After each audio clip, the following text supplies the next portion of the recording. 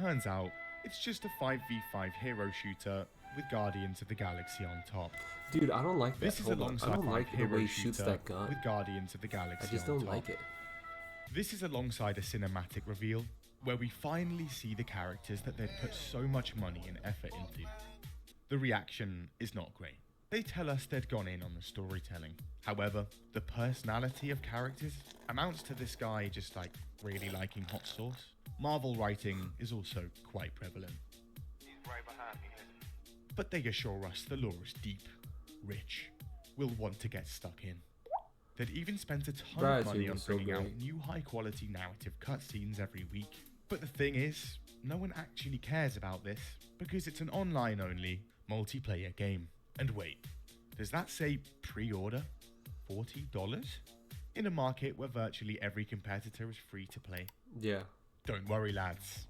This thing's worth it. Okay, to think about it, so here's the thing, I genuinely, when I look at like a CEO, or not like higher executives, right?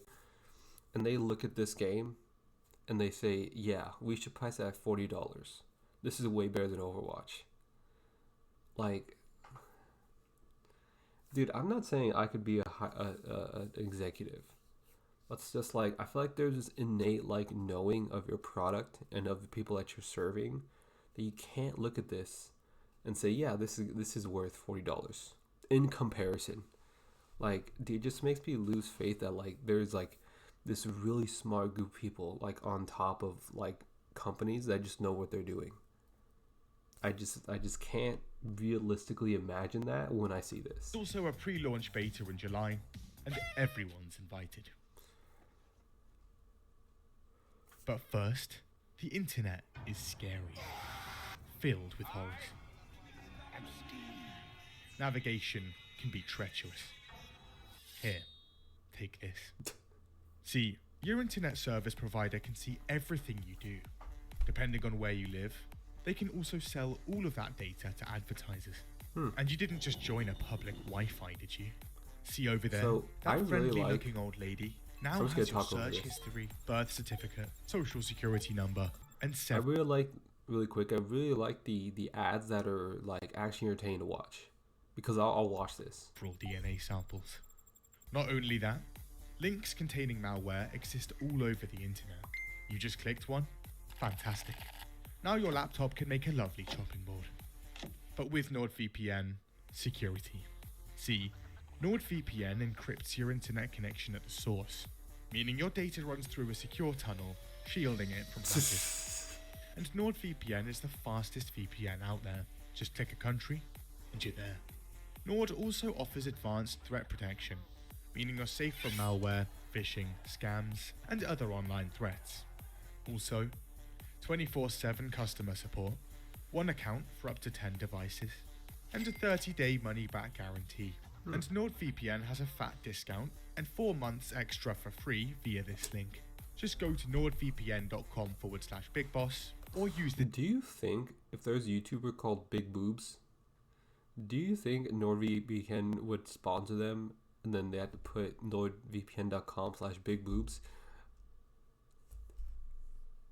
Surely they wouldn't, right? this easy to remember code.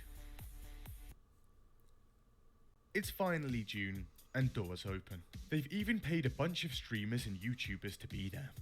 But there's a problem. No one's turning up. Everyone is now able to download the beta and play the game at no expense at all. But at this point, I wouldn't on mind PC, playing Concord. that's 2,388 people. For reference, Overwatch 2 had 1.5 million, Valorant around 3 million. These were both closed betas. The comments are over the moon. Despite all of that, Wait, what was the last the one? comments are over the moon. Despite all of Overwatch, that, reviews are overweight. coming in, and they're actually pretty good. But at Sony, issues. In February 2022, they'd said they were releasing more than 10 live service games before 2026. I don't like but that. by 2024, that number had dropped to 6. I don't like that Concord either. was one of those 6. It needed to do well. The Last of Us 2 Online cancelled. Horizon's multiplayer projects, MIA. Deviation Games completely canned before they could even get a game out the door. Bungie, which Sony had blown almost $4 billion on, is also doing absolutely terrible, hitting almost 50% of their financial projections, and actually Living with opioid addiction can be a struggle, trapped in a cycle of opioid use, withdrawal, and losing money. With no more Destiny sequels or updates lined up, Sony needed another live service shooter, and they desperately needed a win. And Here's the thing, is that if I'm Sony, it's like, why are you trying to expand into a different lane? Like, your lane is single player games.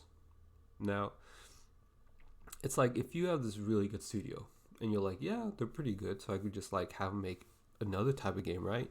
No, it's not how it works. You know, like a studio, their expertise is within that game they've been making. And every once in a while, you have a studio that'll be like, yeah, we've been making this game for a long time, but then now we're gonna switch to a new game because they just have this sudden inspiration. You know, I was at a game studio in New York City.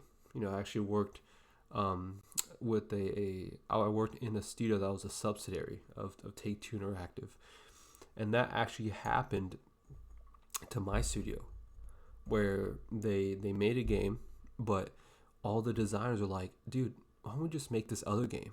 It will be fantastic. You know, they didn't get the approval for that, but it's like, after like some time, I think studios will inevitably want to branch off.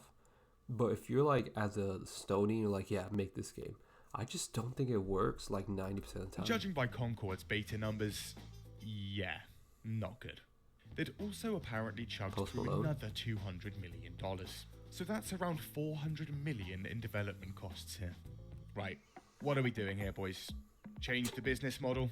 Make the game free to play like every other hero shooter? No.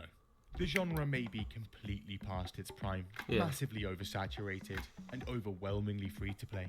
But just look at these characters. Bro, A masterclass of design, bursting with personality.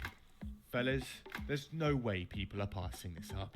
The $40 stays. And they gear up for the global launch in August, now just 2 months away. It's I now wonder if August anybody knew that. 23rd, and after 8 years and a reported $400 million, the game is out the door. I never knew that. It was a runs thing. well, isn't buggy, the animations are decent, and the gameplay is actually good. Basically Yeah. Destiny 2 if it was a hero shooter. There's an okay amount of content in here too. 16 characters, 12 maps, and 6 modes. 3 maps, modes, and characters would also be released down the line, alongside the extremely expensive weekly cutscenes that everyone just couldn't wait for. Yeah, it's decent. But then people boot up the menu, and what they see. Jeez. Come on, let's go! Mushroom Man, She-Hulk, the Michelin Man, a walking, talking he-him trash can, Walmart laser tag boy, and a very old woman. In fact, the only character not universally hated is the walking trash can. I like this one. Besides the characters, the game offers pretty much nothing new to the genre. The maps are bland, and subpar graphics and effects. This is compared to a 15-year-old PS3 game. The game started development just Killzone after 2 Overwatch, was so good. and as a result, Concord just kind of feels like half a decade old. Also, like playing as a certain character? Well, unlucky, because in certain game modes, if you win a round as them, Okay, you this can't play isn't